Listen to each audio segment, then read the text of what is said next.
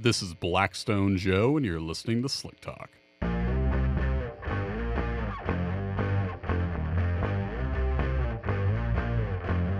If I say I'm an oil man, you will agree.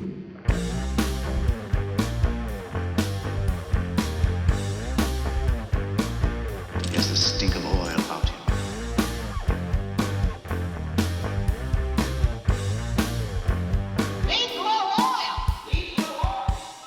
Hello and welcome into episode 121. I'm your host, Blackstone Joe. Today we're talking about the business of change. Some people will argue that change is always a good thing. And on our end, that's certainly true in a lot of ways. We're in the process of finishing construction on a new lab. We're adding new writers, new lab operators. I know, at least from my vantage as a writer, it's always good to get some new blood in the writer's room because we learn a lot from each other, both in terms of style and how we look at the data and how we understand it and how the data presents itself, how the reports are understood from their perspective. And as such, we can better serve our customers by gaining, more and more viewpoints on all of the data we provide and how we explain it and making sure that we're making it as applicable as possible to as many people as we can. Of course, the construction of a new lab allows us to process samples quicker and get the reports to you as fast as we can. Now, in terms of the change you might consider to be bad, well, we deal with a lot of that too, in the sense that we have to pass along our fair share of bad news in terms of identifying problems. Some of them are no doubt expected on the owner's end, but oftentimes that change comes as a surprise. An engine that was wearing well, suddenly developing a problem. Well, that's not the good news that we want to send along, but there is good news in the way that we're able to alert the customer to those changes in the data and what they mean. Some people will argue that change is neither good nor bad. It simply is. But one thing is for sure, and that is that when something changes in the data, there's a reason for it. Now, often in oil analysis, we're trying to, assuage concern about the minor changes that folks might want to make too much of because they're not as accustomed to seeing those changes as we are. A 1 part per million fluctuation in a random wear metal might spark concern on their end, which is fair from their vantage, and we'll often be finding ourselves put in the position of, hey, it's okay. While this is indeed a change, there's so many reasons, so many operational factors, context surrounding the sample, normal variation in the data that can explain it, so you're okay. But when there is significant change, there is a reason that can be good or bad. And what you want to do is use the surrounding context to understand what is going on and whether or not that is a concern, which is exactly what we do with the comment that we provide with your oil report. So I stumbled upon an example just the other day while we were in the process of sending reports out, one that contains a couple of significant changes, but explanations for them. And I think they can lend insight to you, the listener, as for what we identify as relevant, as well as the information that helps inform our understanding of these changes. So in this particular case, we're talking about a sample from a Detroit diesel, specifically a DD15 powering a 2016 Freightliner Cascadia.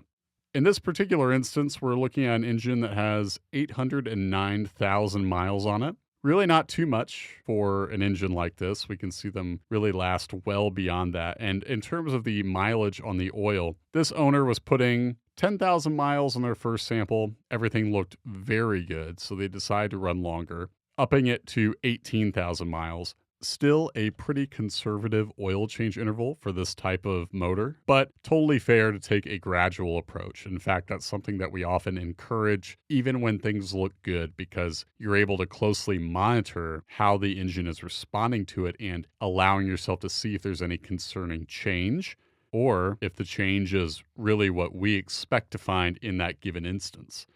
Case in point, we found a notable increase in the Arryn level when they extended their interval from 10,000 to 18. When you extend your oil change interval, typically you won't see much change in metals apart from iron, except for maybe those minor fluctuations I talked about, 1 part per million here or there.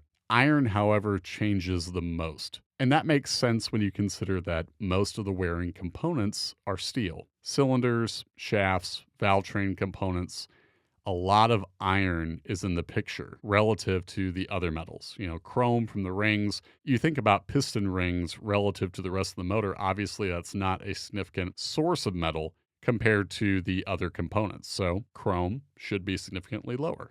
Iron will go up typically if you run the oil longer, just due to that metal normally accumulating as the oil sees more use. And that's exactly what we saw in this case. Iron went up the most, checking in at 16 parts per million, still a perfectly reasonable level, considering about 19 parts per million is average for this particular engine. So here we have a change. Iron, the wear metal, changing the most, going from 8 parts per million to 16 parts per million. But in the context of going from 10,000 miles to 18,000 miles, that's really not anything to write home about. But we understand that if you're the customer sitting at home, you pull up your report, you see a metal double, you might think, wait. That tells me that there could be a problem, right? That's a perfectly fair assumption. And as such, when I'm writing the report and as every other analyst on staff, we want to tell you what looks good, what looks bad, what is sort of borderline. And in this case, the writer in question talked about that increase in iron being perfectly normal given the longer run. It's a change that even though we identify it as notable, it's a metal doubling, we understand it to be a change that is expected, and also when we look at it on a per mile basis, still a healthy amount of metal being made by those steel components I mentioned earlier. Now, if we zoom out and look at the remaining metals, they're all pretty stable. In terms of the other fluctuations, we have none bigger than 2 parts per million. Chrome went up from a measly 1 part per million to a still quite marginal 3 parts per million when you consider 8 is the average for the engine type. So this gives you an example of what change really looks like on our end. A metal shifting by 1 part per million or 2 really isn't unusual even if you send in 2 samples with the same exact amount of mileage on them. But when you up the mileage significantly, that's when you start to see a more significant change in the metal content, especially iron.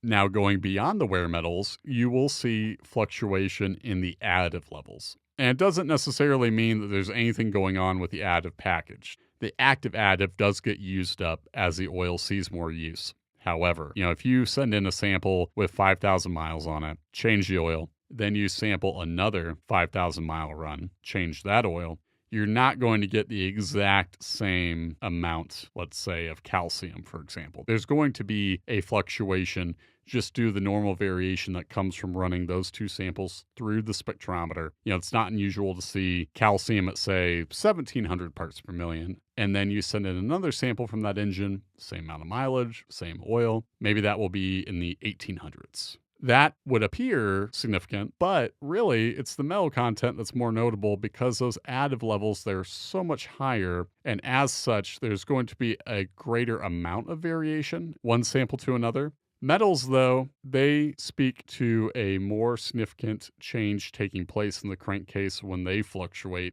So when you're looking at how things are fluctuating, first keep in mind that we're going to point out fluctuations that appear to be concerning in the comment. If we didn't mention a sizable jump, let's say, in boron, probably because, if you try different oils and you see a fluctuation in the additive package, that's not something we're going to typically highlight unless we have the room to. But metals and how they change, there is a reason for that. And in this case, we identified it in a longer oil run.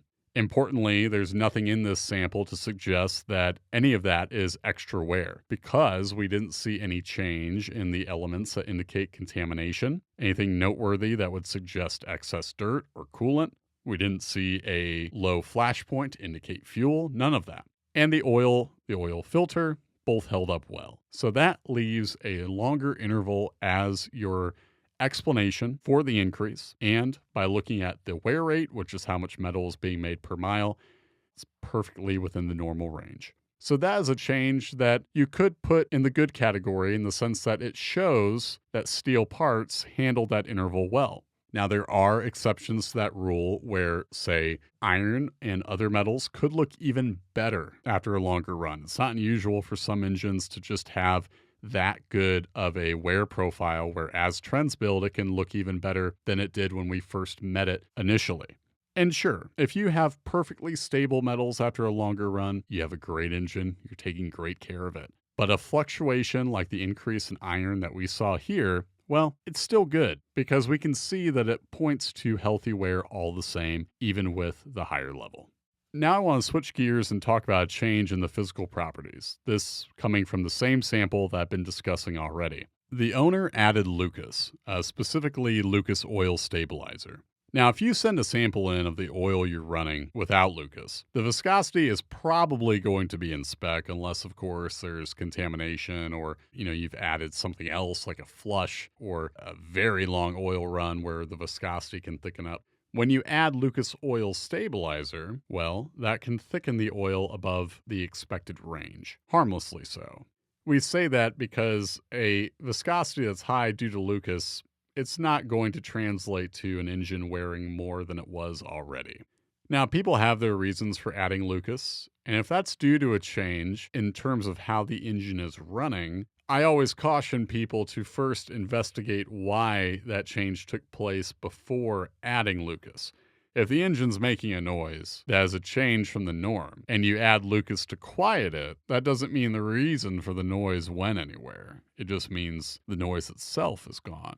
But what first brought it about, well, that could still be going on. But if you're using it for other reasons, there are indeed practical explanations for wanting to use it, such as slowing down oil consumption. I've come across multiple instances where adding Lucas helps with that, by all means. But again, similar to the increase in iron I was talking about, this change to the viscosity, this thickening up of the oil, that is a change that I would not classify as bad either, since we have thousands of samples as a reference point where the application of Lucas didn't produce a noticeable impact in the wear profile, so it's okay. Generally a viscosity that's out of spec one way or the other doesn't start to be problematic unless there's something causing it that is a problem, such as excess fuel dilution thinning it. Well, a low viscosity is indeed a sign of trouble when you have fuel causing it, and likewise, when it's a thick viscosity and there's a lot of water and antifreeze, well, that's obviously connected to a problem. But say, for example, you have an engine that either shears the oil down, a lot of smaller turbocharged engines, motorcycles do it. That's a change that I wouldn't classify as bad per se. And as with this example of Lucas, the viscosity is high, but it's not going to coincide with the oil not being able to clean or lubricate.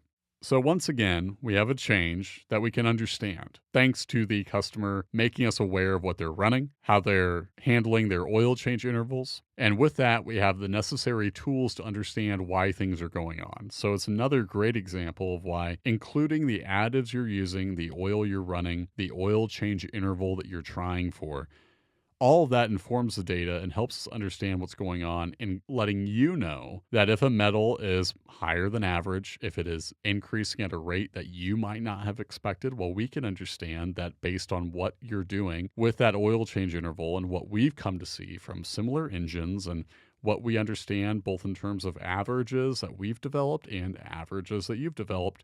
All of that data comes together and we can produce an evaluation of how that motor is doing. So even when these changes occur, we're able to let you know what's good and what's bad. So don't sweat the changes that you might not understand when you send in a sample. We're here to explain them. And if you have any questions about them, you're always welcome to give us a call, email, reply to the email specifically that contained your report, and we can walk you through what we found, maybe why we didn't highlight a certain element.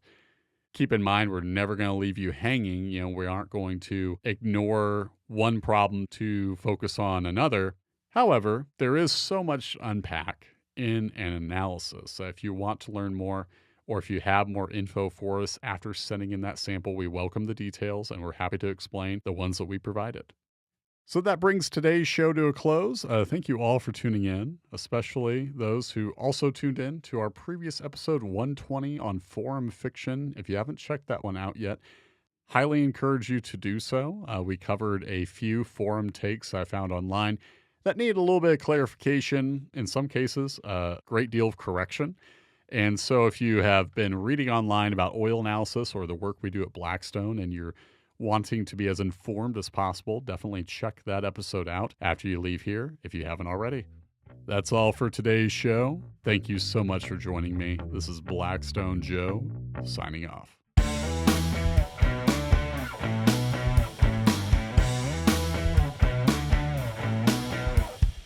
The Slick Talk podcast is powered by Blackstone Laboratories. If you're ready to start your oil analysis journey, visit blackstone-labs.com to order your free test kit.